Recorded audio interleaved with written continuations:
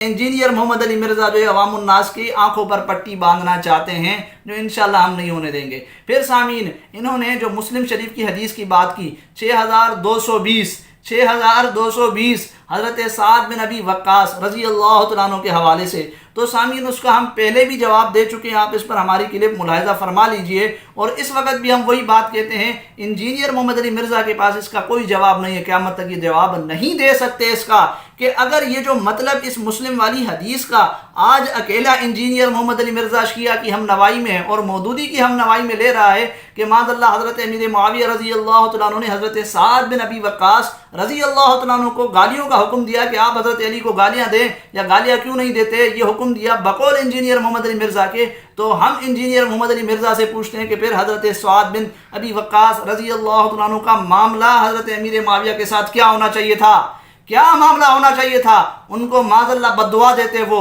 اور ان کی بددعا قبول ہوتی حضرت امیر معاویہ رضی اللہ تعالیٰ عنہ حق میں، کیوں سامعین؟ وہ اس لیے سامعین آپ یہ روایت دیکھ لیجئے جو انجینئر محمد علی مرزا خود لائے ہیں مستدرک حاکم کے حوالے سے، یہ دیکھ لیجئے سامعین، یہ حضرت سعد بن ابی وقاص رضی اللہ تعالیٰ عنہ اس بات کو سخت ناپسند فرمایا کرتے تھے۔ یہ مستدرک حاکم کی آپ کے سامنے روایت ہے کہ وہ گھوڑے سوار حضرت علی رضی اللہ تعالیٰ عنہ کو گالیاں بک رہا تھا، تو اس حدیث میں ہے کہ حضرت سعد بن ابی وقاص رضی اللہ تعالیٰ عنہ نے اس شخص کے سامنے جا کر پہلے حضرت علی رضی اللہ تعالیٰ عنہ کے فضائل بیان کیے اور پھر اس کو بددعا دی، اور حضرت سعد رضی اللہ تعالیٰ عنہ کی بددعا اس شخص کے حق میں قبول ہوئی اور وہیں وہ گھوڑے سے گر کر مر گیا۔ تو اب اگر مسلم والی حدیث کا سامعین وہی مطلب ہے اور ابن ماجہ والی حدیث کا وہی مطلب ہے جو انجینئر محمد علی مرزا لے رہے ہیں، تو حضرت سعد بن ابی وقاص رضی اللہ تعالیٰ عنہ حضرت امیر معاویہ رضی اللہ تعالیٰ عنہ کے حق میں بددعا دیتے نا، کیونکہ اس گھوڑ سوار نے تو حضرت علی کو گالیاں دی نا، لیکن انجینئر محمد علی مرزا اور مودودی کا دعویٰ یہ ہے کہ حضرت امیر معاویہ خود بھی گالیاں دیتے تھے، اپنے گورنروں سے گالیاں دلواتے تھے، تو حضرت سعد بن ابی وقاص رضی اللہ تعالیٰ عنہ حضرت امیر معاویہ کو بددعا دیتے اور ان کے حق میں وہ بددعا قبول ہوتی۔ لیکن سامعین قیامت تک یہ بات نہیں دکھا سکتے انجینئر محمد علی مرزا کہ حضرت سعد بن ابی وقاص رضی اللہ تعالیٰ عنہ نے انہیں بددعا دی ہو، ان کو غلط کہا ہو یا ان کو کچھ برا بھلا کہا ہو، بلکہ اس کے برعکس سامعین معاملہ یہ ہے، آپ دیکھ سکتے ہیں کہ حضرت سعد بن ابی وقاص رضی اللہ تعالیٰ عنہ تو حضرت امیر معاویہ رضی اللہ تعالیٰ عنہ کی تعریف کیا کرتے تھے اور کہتے تھے کہ ما رأیت آدم بعد عثمان اقضى بحق من صاحب هذا الباب، کہ میں نے حضرت عثمان کے بعد حضرت معاویہ رضی اللہ تعالیٰ عنہ سے بہتر حق کو پورا کرنے والا اور حق کے ساتھ فیصلہ کرنے والا کسی کو نہیں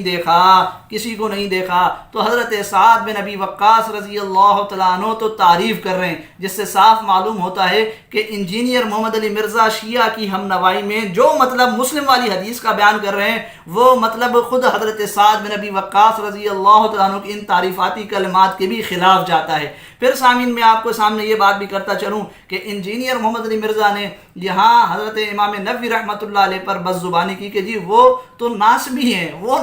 ہیں، اور اس طریقے سے علامہ ابن تیمیہ رحمۃ اللہ علیہ کا حوالہ دیا، اور خود یہ بات تسلیم کرتے ہیں کہ ابن تیمیہ نے جو بات کی ہے وہ مسلم کی حدیث کے اندر نہیں ہے۔ جب مسلم کی حدیث کے اندر ہے نہیں اور ابن تیمیہ نے جو بات کی ہے وہ کاتب کی غلطی ہو سکتی ہے، وہ ابن تیمیہ کی اپنی غلطی ہو سکتی ہے، آپ صحیح بات کو چھوڑ کر غلطی کی طرف جاتے ہیں اور ابن تیمیہ کی آپ بات کرتے ہیں۔ ابن تیمیہ کے عقائد سے تو آپ متفق نہیں ہیں، ان کو تو آپ معاذ اللہ ان کے عقائد کو خراب کہتے ہیں، ان کے عقائد کو غلط کہتے ہیں۔ کوئی ایک شخص ہے انجینئر محمد علی مرزا اہل حق علماء کے علاوہ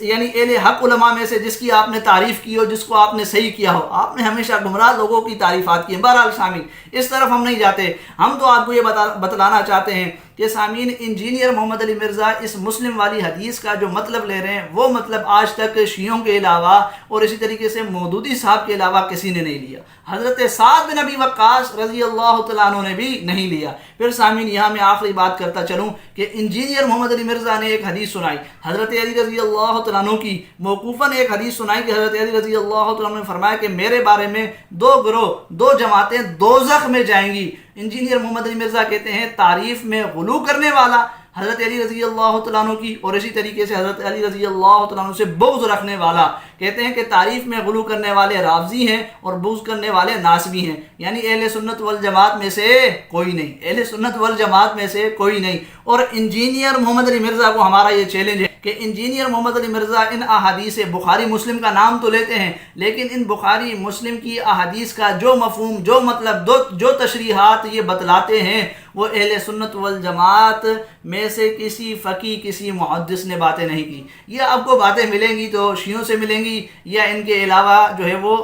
کن سے ملیں گی؟ ابو العلا مودودی سے یا نازبیوں سے ملیں گی. بہرحال اہل سنت والجماعت سے نہیں ملیں گی. لیکن سامعین انجینئر محمد علی مرزا کیا کام کرتے ہیں کہ جو تشریح، جو مفہوم اور جو مطلب اہل سنت والجماعت بیان کرتے ہیں، ائمہ ان کے بیان کرتے ہیں، تو ان پر یہ الزام یہ لگاتے ہیں کہ جی یہ ناسبی ہیں، ان پر ناسبیت کا رنگ غالب ہے. اچھا جی، آپ کے اگر خلاف کوئی بات کرے، شیعت کے خلاف کوئی بات کرے تو آپ اس کو کہتے ہیں وہ ناسبی ہے. ایسا نہیں ہے انجینئر محمد علی مرزا. بہرحال سامعین یہ کچھ باتیں تھی، ہم نے آپ کے سامنے جائزہ رکھا کہ انجینئر محمد علی مرزا کو جب کوئی شخص غلط کہتا ہے تو ان کا سارا غصہ معاذ اللہ صحابہ کرام پر نکلتا ہے. صحابہ کرام کے خلاف یہ آگ بگولا ہو جاتے ہیں، عوام الناس میں بدگمانیاں پھیلاتے ہیں. اللہ رب العزت سے دعا ہے کہ اللہ رب العزت مجھے اور آپ کو صحابہ اور اہل بیت سے سچی محبت نصیب عطا فرمائے، اور ان دونوں جو ہے وہ جماعتوں کا اور گروہ کا ہمیں دفاع کرنے کی توفیق عطا فرمائے، اور ان کے خلاف